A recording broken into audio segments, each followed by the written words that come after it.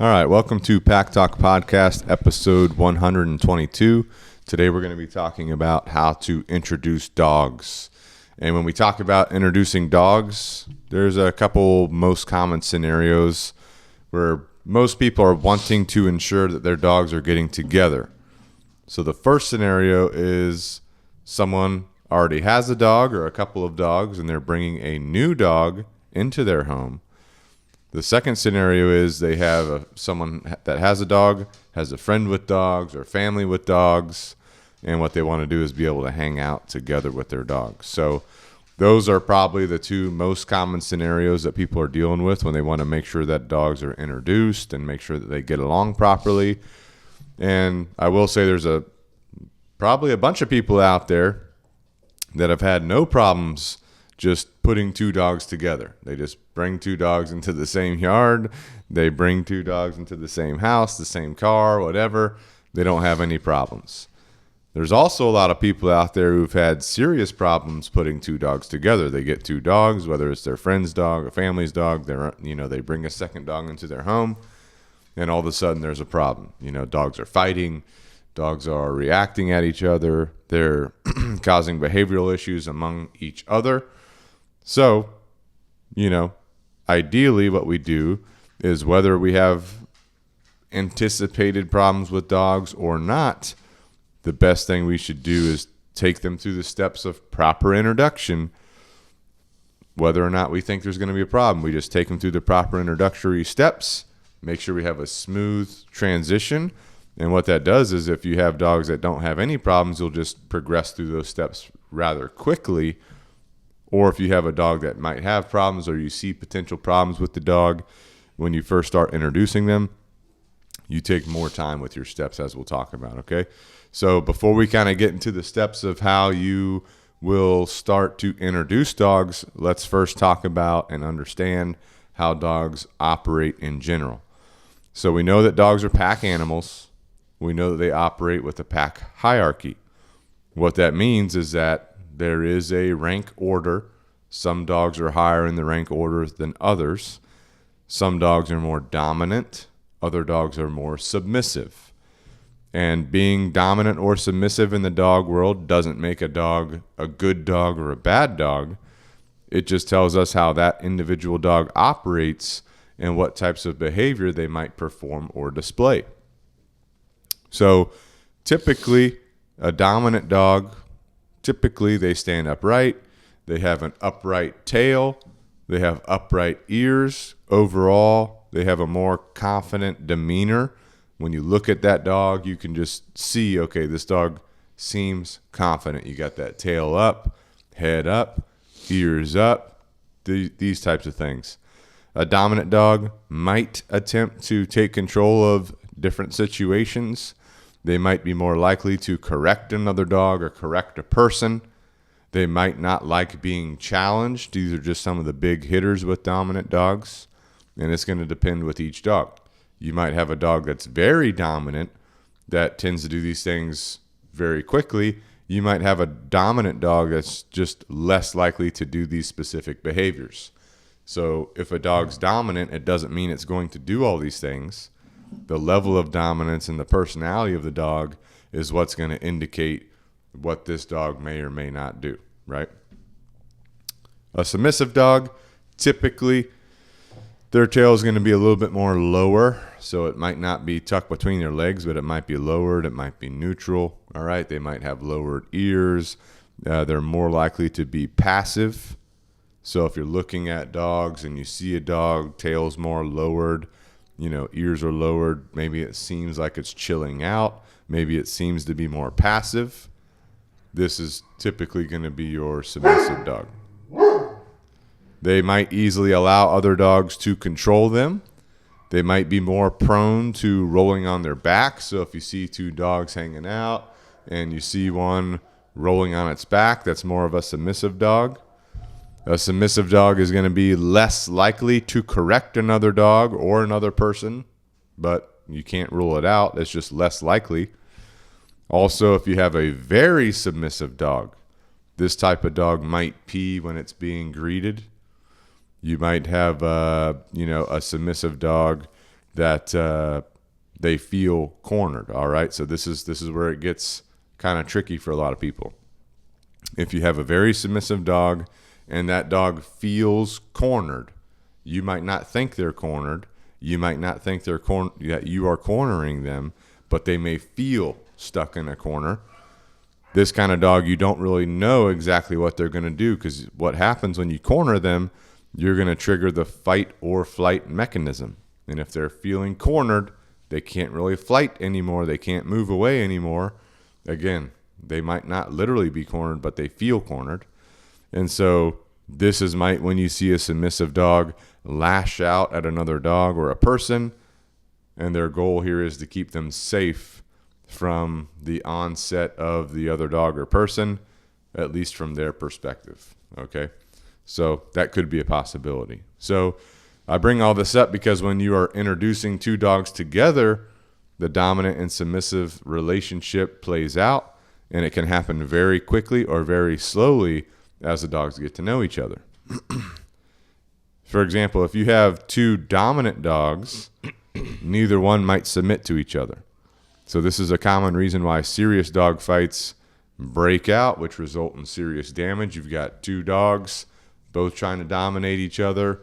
No one is becoming more submissive than the other one. So then they're fighting for that rank order, essentially, right? You could also have two submissive dogs, and maybe one will achieve a higher rank order, but maybe there's no fighting between the two, right? So again, you've got two sides of the coin, two dominant dogs together. Maybe neither one accepts submission to the other. They start fighting, serious damage, serious fights, these kind of things, which from a behavior standpoint, now they're practicing fighting. That's not going to help us, because the more that they practice something, the more they're actually going to do it in the future. So it can bleed over to other things, other behaviors, other scenarios.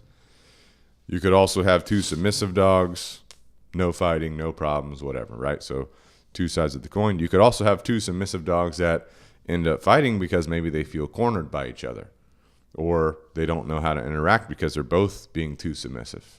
So some different things that can happen. You could also have where you get a dominant dog and a submissive dog together. You know, this could work out to your advantage, where the dominant one becomes the higher ranking out of these two. The submissive one takes a submissive posture, but maybe the dominant dog overexerts its dominance, makes a submissive dog uncomfortable, which results in a fight. That's a possibility. Maybe the submissive dog doesn't accept the dominant dog's dominance in all situations. So, for example, if you're having a friend over, you're the one with the submissive dog. You're in your own territory, per se, in your house, for example. Your friend comes over with their dominant dog. The dogs are hanging out in the house. The submissive dog decides it's not going to submit in certain situations in the house because it's in its territory. So that can be a factor. And now the submissive dog's lashing out at the dominant dog. Now they're starting to fight, whatever, right? Or reverse it. It's your house. You've got the dominant dog. Your friend's bringing over a submissive dog. Submissive dog is, now stressed because it's in a new place, new environment, new people. Dominant dog is in its home territory. Its thing is going to be going over to the submissive dog and dominating it immediately. That freaks out the submissive dog. Submissive dog feels cornered. Now they start fighting, right? So different things can happen, different scenarios. Not saying this will happen to everybody, but it could happen. So this is why we want to take our steps to introduce dogs properly. So that brings up the question, how do we introduce dogs to minimize the possibility of disputes between dogs, right? And just like anything else, what we want to do is take a systematic, step-by-step approach to this so that we set up our dogs for maximum success. But we also understand that they're dogs, and even if we take all of the proper steps, there might be more work to do long term, right? So in an ideal world, we have a relationship with each dog, or someone has a relationship with them, or someone has a relationship with at least one of the dogs. So if it's you and a friend getting together, you're trying to hang out with your dogs, you should each have a relationship with each dog first before you start doing introductions. If it's a family getting a new dog, you should already have a relationship with your dog that's already there, your existing dog. Or if you have multiple existing dogs, you should have relationships with each one of them before you bring in the new dog. And now when you bring in the new dog, your priority is building a relationship with that new dog before you start getting deep into the introductions. So the reason why this is important is because when your dog has a real relationship with you, they're going to want to pay attention to you. They trust you. They respect you, right? So when I start introducing you to other dogs, you trust me to give you good experiences. You trust me to control the environment. You also respect what I'm asking of you. So if I see that you're being a little bit too overbearing on this new dog, I can simply say something to you. And because of our relationship, because of the respect that we've built, mutual respect, you'll respond to that appropriately, because a new dog is just like any other distraction that we've been working around, right? So your relationship, your engagement is going to be the first thing that you want to make sure you have solid with your dog before you actually start introduction protocols, okay? If you don't have a solid relationship, if you don't have a good engagement, I would wait to do the introduction until you establish that. And what I'm looking for is I take my dog out, on my neighborhood walk or my daily walk. My dog knows how to pay attention to me. My dog knows how to respect me. It doesn't pull me around on the leash, loose leash walker, right? Giving me eye contact regularly, checking in with me.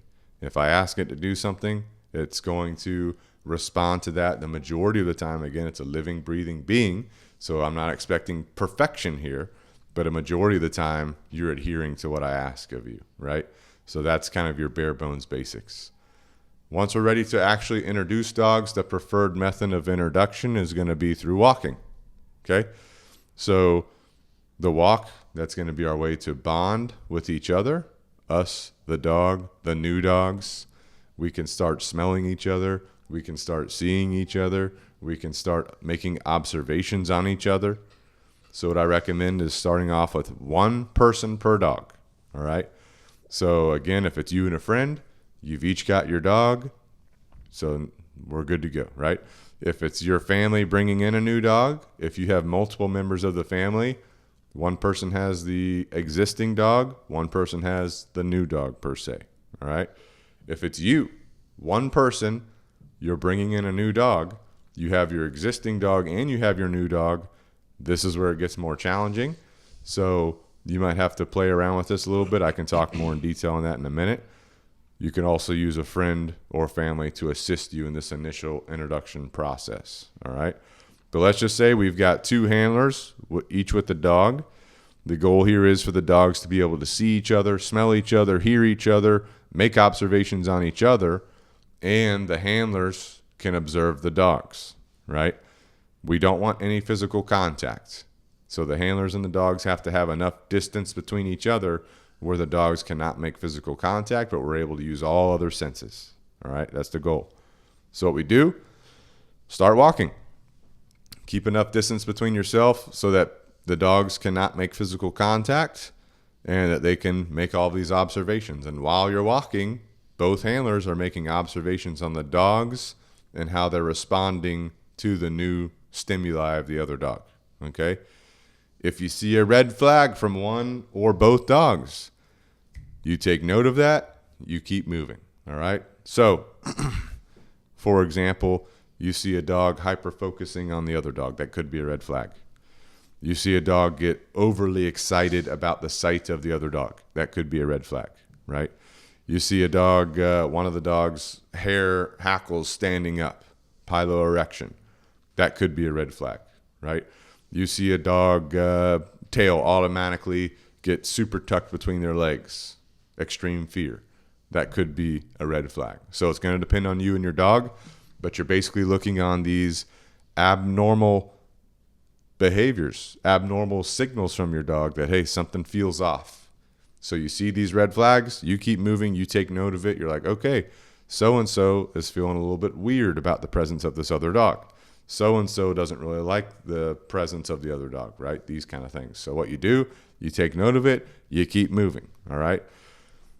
Let's say this is your first day doing this, and I'll just say right now, you might not do this all in one day. You might do multiple sessions of this, right? It's going to depend on you. It's going to depend on your dogs. It's going to depend on what you're seeing, right? But let's say everything's going well. You're walking the dogs. You guys have been walking for 10 minutes or something. No real red flags have presented themselves. Now you could start progressing your introduction to the next step, okay? So the next step would be we keep walking, but now we change our positioning to where one dog is in the front, one dog is in the rear, and you keep moving, okay? You're keeping the walk up as you do this because the walk, again, we're bonding through the walk. We're also moving, so we're not having stationary tension, okay? Think about it from an instinctual standpoint. When wolves or dogs or any of the other canines out there, they're traveling, they're moving, they're walking together as a pack, all right? So we're moving together, we're walking together, we maneuver so that there's one dog in front, one dog in the rear. Now we're allowing for further scent to blow onto the other dog. So the dog in the front, the dog in the rear, the dog that's in the front, its scent is moving back to that rear dog, right, in a different way. Also, we're able to make different observations. So if that front dog starts freaking out, showing red flags with another dog behind it, we're basically going to keep moving and note, okay, we're having some red flags, so we're not really going to progress. If the rear dog is showing a red flag, maybe it's hyper-focusing on this dog in the front now, showing too much attention, okay, red flag, we're going to keep moving, but we're going to note that we're not going to progress. But let's say everything's going smooth. We got the one dog in the front, one dog in the rear. Preferably what we do is we let that dog in the rear move up a little bit toward that dog in the front, start sniffing its genital region, okay, the genitals. Genital sniffing with dogs is like handshaking to humans, right? So it's their greeting. So as we start doing that, sometimes the dog in the front starts freaking out. They want to turn around. They want to go nose to nose with the dog behind them. You don't allow that. You keep moving. And the reason why we don't allow it is because respectful introductions between dogs, there's going to be genital sniffing. So one dog sniffs one's genitals, the other dog sniffs the other's genitals, right? A lot of genitals going on. So we got genital sniffing, right? But because of human interaction and dog raising and dog interactions, the genital sniffing, right? They might turn and try to go nose to nose. That's disrespectful on an instinctual level as far as dog introductions go. So we don't let the front dog turn around and go nose to nose. We keep everybody moving forward. And we let that dog in the rear sniff the genitals, and then we basically build some distance again. If that dog in the rear tries to hump the dog in the front, jump on it, hump it, dominate it, whatever, we don't let that happen. We build distance, right? That would be a red flag. But let's say everything's going good. We get the genital sniffing done. We build some more distance. Now we're going to change positions again. So the dog that was in the rear is now going to be moving to the front. The dog that was in the front is now going to be moving to the rear, right? Then we allow the genital sniffing from the opposite direction. So the dog that was in the front is now sniffing the genitals of the dog that was previously in the rear. If we see any red flags, we see, behavior that we don't want, like the dog in the front now turning around to go nose to nose with the dog in the back. We don't let that happen, but this whole time we keep moving, all right? All this kind of stuff, okay? So any red flags, we stop what we're doing, we build distance, we don't stop walking, we just stop the genital sniffing, and we're like, okay, we got a red flag, we're going to do more sessions of this, we're not going to progress, all right? Let's say we do the genital sniffing, everything looks good, no problems. Now what we're going to do is start allowing some physical contact, because at this point, and you can do this in one session with some dogs, other dogs take more than one session, all right? Let's say everything's gone well. We're about, 10, 15, 20 minutes into a walk. We've done all the sniffings, genital sniffings, observations, all this kind of stuff. Everything looks good. There's no real red flags. Now what I usually do is have the handlers walking next to each other again, and slowly getting close enough to where the dogs can make physical contact, but we keep moving. Now, when I allow that physical contact, if I notice any red flags, I stop, the process. We keep moving. I stop what's going on, and we build distance between each other, right? And we'll do that repetitiously until we see smooth physical contact between the dogs. Then typically what we do is after that, we can now allow physical contact at the home, in the yard, at a park, whatever kind of places that these people want to go to, right? So that is the initial process in an ideal sense. After that, what we do, the next couple times we have the dogs together, let's say it's two friends, they're not going to be together all the time, maybe once a day, maybe once every couple days. The first couple times you're doing that together, do the same process again. So act like it's a fresh start, even if they had physical contact. Do a short walk again where you go through that process, you go through the genital sniffing, so the dogs are getting used to each other repetitiously, okay? If you see red flags, you stop the process, you just keep doing your walks. If it's a family, they're going to be around each other a lot, then in that case, what we're going to do is once you get home, if you've allowed physical contact, you're going to have some structure, you're going to have some time management where you're not allowing the dogs 100% together. You're providing some structure, some time management to where there's times where they can be together, there's times where they're not together. All right, so that's generally how we're going to do the process in an ideal fashion. All right, so since we've talked about in an ideal situation introducing dogs, before we move on to talking about what to do if you hit some major red flags, I just want to reiterate, if you've got existing dogs, let's say your family is the one bringing in a new dog, you've got existing dogs. Very important to make sure you have adequate structure, supervision, and time management of the new dog, because what you don't want is you don't want your existing dog's boundaries, routines, rituals to be broken or majorly interrupted by the new dog. So like, let's say, for example, your existing dog likes to hang out on the couch and your new dog likes to go over there and pester the existing dog, grabbing it, barking at it, pawing it, all these kind of things. And let's say that makes your existing dog perform some behaviors that are not desirable, maybe dominating the new dog, putting too much force on that new dog, being overbearing on the new dog, these kind of things. What that means is you need to implement more structure, more supervision, more time management on the new dog to not allow those boundaries and rituals and routines to be broken. And then you teach your new dog how to operate with the boundaries, with the routines, with the structure, with the rituals that you have of your house. Okay, so these are things you have to teach the new dog. So even though your initial introductions went well, you're in the ideal introductory standpoint, you still have these other things you want to pay attention to and work on to make sure that you don't basically override those good introductions that you had with bad behaviors being formed in the house. So something to pay attention to, something to make sure you're monitoring, adjusting, so far and so forth. All right, so let's say you've been doing this process and you're hitting red flags, big red flags with one or both of the dogs that indicate to you that when you get to the point of trying to do physical contact, things are not going to be going well. So in this case, the key here is taking more time and more repetition to figure out what is actually going on with the dogs.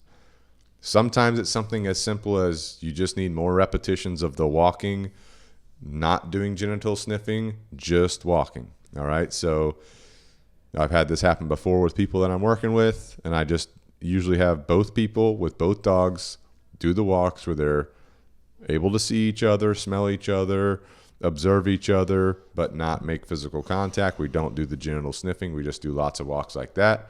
I've had people do that for 2 to 3 weeks, once a day, once every couple days, and then everything works out after that. So again, repetitions are going to be your friend.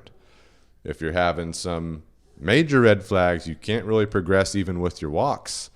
You're going to need some higher level behavioral work with that particular dog, or maybe both dogs together. All right. This is probably going to be a full training progression where you're going to need to go through, teach them everything they're going to need to know. You're going to need to teach them higher levels of communication through socialization or resocialization, distraction work, all this kind of stuff, and make sure they can operate together. There have been cases that I've seen where, let's say there's a family, an individual, a person, they get a dog, their friend gets a dog, right? They start hanging out a lot together. And maybe the original friend and their dog, maybe they're fine at first. The introductions go well. Over time, you've got that existing dog with that original person that had the dog. Now that dog starts to dominate, try to control, try to, basically harass the friend's dog. And then the friend's dog fights back to that, essentially. So now we have some dog fights happening. And, the first fight, not that bad, right? Then they go for several weeks, there's no problems. Then another fight breaks out. They're able to get the dogs away from each other, calm the dogs down. A couple weeks go by, another fight. So the fact that we have, even though it takes weeks to happen, a reoccurring fight breakout means there's some underlying problems or scenario-specific things we need to look at, we need to develop. But what happens is, if you have these fights that are happening every so often, and they're not properly addressed, they're going to escalate over time. And I've seen where this has caused some serious problems and serious reinforcement history with the dogs, where it happens for years of the fights becoming more often, escalating very quickly. The fights become more serious before they start seeking some professional help.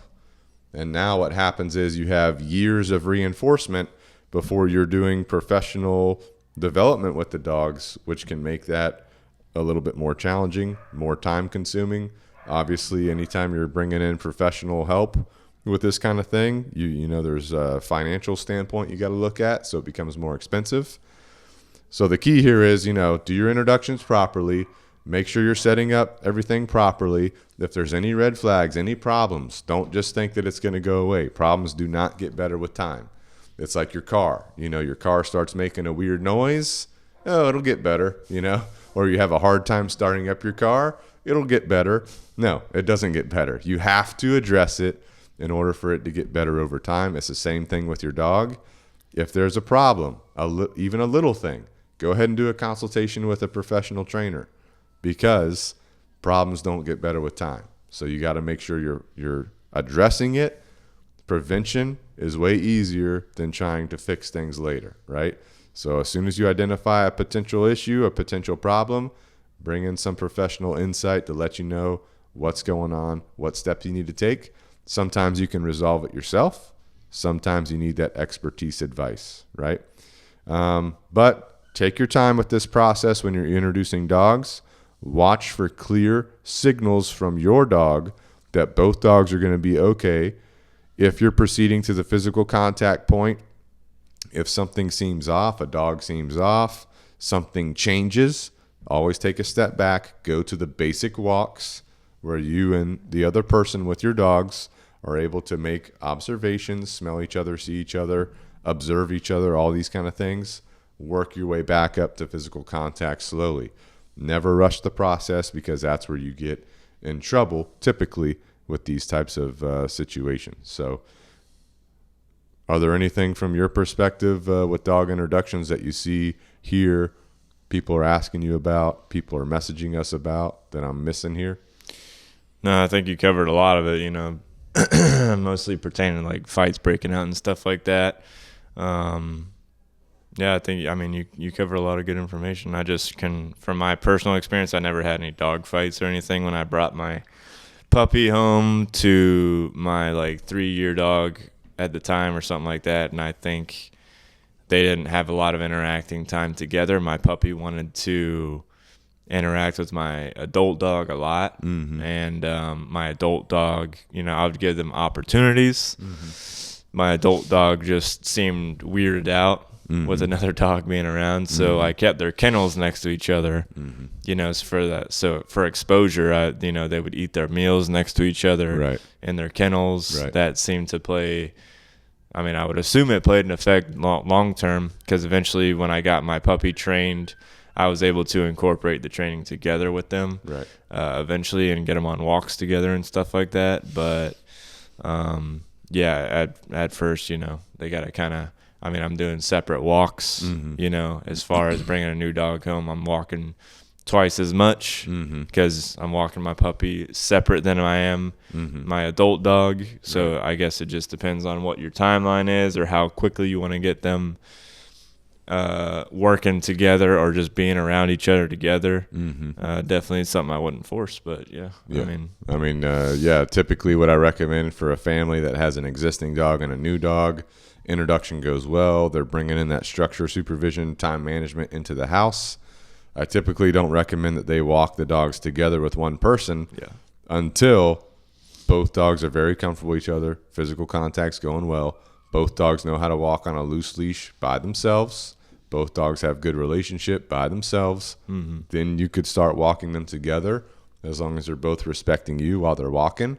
Sometimes the puppy will try to mess with the existing dog, or the new dog will try to mess with the existing dog, or the existing dog will try to mess with the new dog on these walks. So you have to be able to communicate with them and tell them to settle down while you're walking. Yeah. Because now you're by yourself. You're in the middle of somewhere. If something happens, you got to handle that by yourself, right? So you want to make sure that you're set up for success before you put yourself in that situation. Yeah.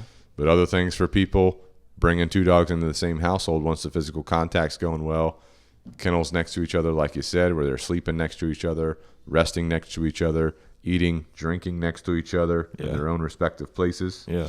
I always recommend doing the obedience together, right?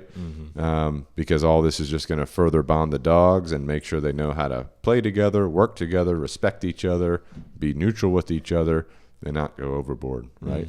And I'm not opposed to a existing dog like an adult dog. If you bring a puppy in, I'm not opposed to that adult dog correcting the puppy and letting the puppy know its boundaries. Some dogs are able to do that efficiently. Other dogs are not, right? We talking about bite inhibition. That means if a adult dog or a grown dog, you got a puppy coming in, the grown dog is able to correct that puppy without inflicting any damage. That's called bite inhibition. So not all dogs have that. Some dogs do. So you want to make sure your dog is not going to go overboard with their corrections on the puppy if that's happening, right? And then you're looking to see if your puppy is respecting that correction from your older dog. So let's say your older dog corrects the puppy and the puppy comes at the older dog harder. That means the puppy doesn't understand the correction, doesn't respect the correction, might be a dominant puppy. So then that's when you have to step in because you don't want your dogs escalating each other, right? So these are things you have to pay attention to a little bit more detailed than just a simple introduction. But this is like as you're progressing with the dogs existing together, living together, that's what you have to deal with, right? That's what you have to pay attention to, work on. And a lot of times you might need that professional expertise to come in and help guide you through that process. If you're two friends hanging out, you have two dogs, same thing, You could see some of these same things where one dog tries to correct the other one. Maybe that other one is respectful and understands that correction. Maybe not. Maybe the dog that gave the correction was not giving an appropriate correction. Maybe it didn't need to give a correction. Yeah. So you got to look at all this. You got to be able to make good decisions. You got to be able to have that respect with your dog where you can say like, hey, that wasn't a good time to give a correction. You didn't need to give that correction. Yeah. Or maybe you let them go and let them deal with it themselves based on what all is going on around the situation. Every context is different. Every situation is different. But those are like just your general guidelines as far as that goes. Yeah. But yeah, it can be challenging for a lot of people. If you need professional dog training, you need professional expertise, we are here to help. Canine Revolution Dog Training. We've got locations in South Carolina and Texas. Our phone number, 843-213-2676. The email is info@caninerevolutiondogtraining.com. Let us know. We do free in-home consultations if you're in our area. We can walk into your house, give you that expertise, provide guidance to you. If you're not in our area, you still want that expertise, we can obviously discuss with you on the phone. We can also do virtual appointments where I've literally been on the phone with somebody on the video and they're showing me what's going on video, and I can pick things out and then analyze things for them, give them recommendations on what to do. So good to go with that. All right. We've got Canine Revolution apparel. You can go onto Amazon, type in Canine Revolution apparel. It'll pop up for you. We got hoodies. We know it's wintertime. It's right? cold. It's cold. So we're in South Carolina right now. It's like 30 degrees today. Yeah. So I got my Canine Revolution hoodie. Well, first of all, my base layer. Yeah. All right. Canine Let's talk Revolution about it. shirt. Right. Then I got my Canine Revolution hoodie on top of that. Right. Yeah. Then I got my Canine Revolution big jacket on top of that. That's not available on the online store, but you got that outer layer. Yeah. But what we do have on the store is a beanie. So I got the Canine Revolution beanie on top. And just this morning, I went down to see Doc Anthony, chiropractor. Yeah. And on the way was having a cup of coffee. Oh yeah. And What are you drinking that out of? Had it in my Canine Revolution mug. Oh yeah. And then after that, I needed some water. So I had my Canine Revolution water bottle, and I just chugged the whole thing, 30 ounces, no factor. Holy shit. So bottom line, whatever you need, Canine Revolution apparel has it, right? Yeah. So you go to Canine Revolution apparel on Amazon. It's almost Christmas time. So right now is the time you want to go in there and get your Christmas gifts for your family and your friends and your fellow dog lovers. Yeah. Right? Check that out. We've also got our Iron Revolution shirts and apparel. So if you're a gym goer, which you should be, taking care of yourself, you go on there, you get your Iron Revolution to represent. And quick story, yesterday, Antonio, Oh yeah. he's been on the podcast before with the Velasquez company. He's like texting me on the other day. He's like texting me, hey, can I work out with you this week? I'm like, sure. He's like, what time? I was like, hey, be at the gym, 4:30. Good God. We'll get it going, right? So we hit the gym, and this dude walks in. You know what he's wearing? Iron Revolution. Because when we first started it up, gray shirts. When we first started up, this dude, one of the first people to get Iron Revolution gear. Oh yeah. Right. So he's wearing it. He's representing, and since back in the day, he used to go to the same gym that I do. Now he goes to a different gym, but he came in on the guest pass, right? So he came in with the shirt, and he's freaking way bigger than he used to be. Also way stronger. Yeah. So we're sitting there, we're doing some freaking, we're moving some weights. And I'm like, hey, are you good with this weight? And in my head, I'm like, I'm good with this weight. I'm like, are you good with this weight? Do you want to go up? You want to go down? He's like, let's go up. And I'm like, okay. And so the next set we do heavier.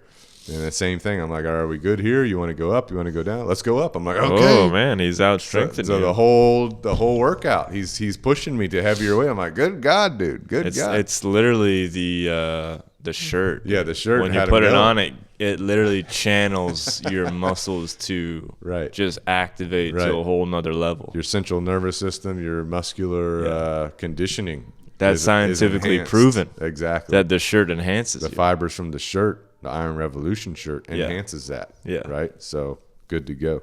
But we had a good workout, good time, and we'll do it again sometime. Yeah. Right? All right, next up we've got We Feed Raw. So www.wefeedraw.com. This is going to be the optimal diet for your dog. It's raw food. We know that the dog's optimal diet is a raw diet.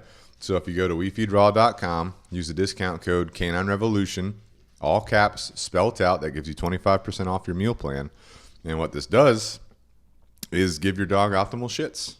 We all want optimal shits. What?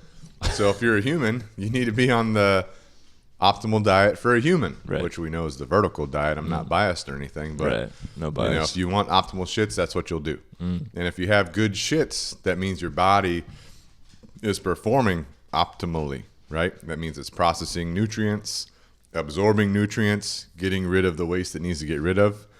You don't want to be that guy or girl that has to run to the toilet all the time and blow it out. Cow. You know what I'm saying? Yeah. So we're talking about dogs right now. So I got this dog in training right now, Doberman.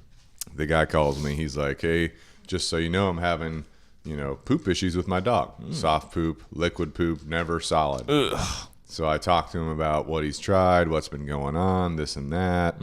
I'm like, dude, it comes down to the diet. We need that optimal diet. So I talked to him about We Feed Raw. So he ordered the first meal plan. He got it going. 25% off. 25% off. Shipped it here. Should be arriving any day now. We're going to transition that dog to a raw diet so we get good shits, right? And we know Dr. Timmerman. You remember him? Oh, yeah. We had him on the podcast. Couldn't forget that, dude. No, the number one thing he said, raw diet. Yeah. Get your dog on a raw diet. The kibble's creating allergy problems, shit problems, all this kind of stuff. So that's what we're doing, right?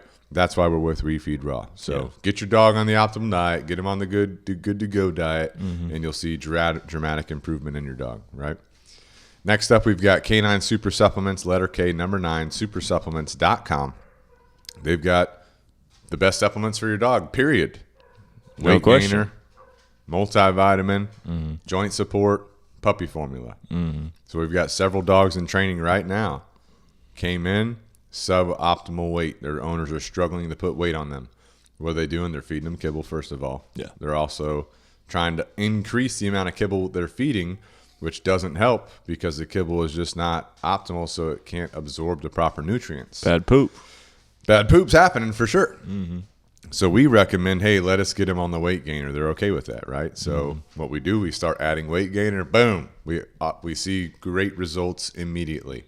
Dogs putting on great weight, right? Getting to that optimal performance. So if you've got a dog, you can't get him on the raw food because budgetary concern, but you want to optimize the dog, you put him on the Canine Super Supplements. And we also have a dog that received an injury. They came into training. They're having some issues healing, like cuts and whatever. So we asked the owner, hey, are you cool if we put him on the multivitamin? Good to go. So we put him on the multivitamin. We put him on the weight gainer. We immediately see better healing from the dog, right? Same thing for you. If you had like a cut in your hand or something, you eat an optimal diet or you get on some milk, which we'll talk about. It's coming up. Right. It's coming up. You're going to see your body healing better. Yeah. Right. So we see the same thing from the dog. So caninesupersupplements.com, discount code Canine Revolution, spelt out, all caps, 15% off. And it's not just good for dogs. It's good for other animals too. So let's say your cat. Let's say you had a cat. Right.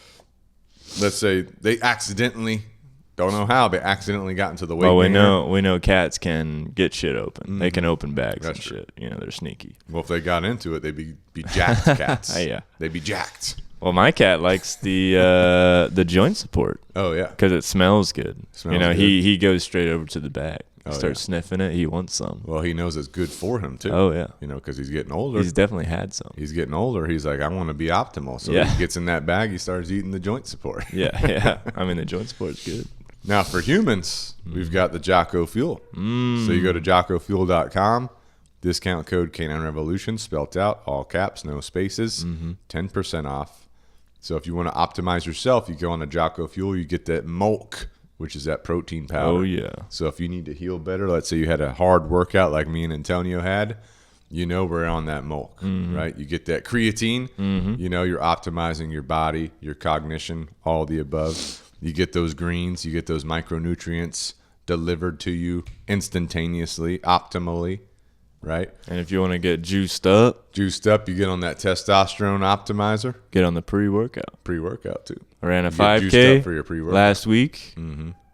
I drank a Jocko pre-workout, 12 ounces of water, one big scoop into it. Oh, you're ready. I was before the race was ready or going. I'm 30 minutes at the start line. I'm jazzed up, dude. I'm ready to freaking run. Well, you finished before everybody else in our group too. You were the top performer because I was Jocko'd out of my mind. Right? You probably had the Jocko. They didn't. Yeah, they weren't ready. I was Jocko'd out of my mind. Yeah. Well, you got another one tomorrow, so take another scoop. I am. It'll be good to go. So anyway, check all that out. Canine Revolution Dog Training, Canine Revolution Apparel, We Feed Raw, Canine Super Supplements, JockoFuel, whatever you're optimizing, we're here to support. Whatever your need to perform, we're here to support, right, with our partners. Don't forget, check out the Pack Talk podcast and the Canine Revolution Dog Training YouTube channels. Leave us a comment on what you want to see. Getting a lot of comments on my dog's not taking food. How do I train without food, right? We've done a podcast on that.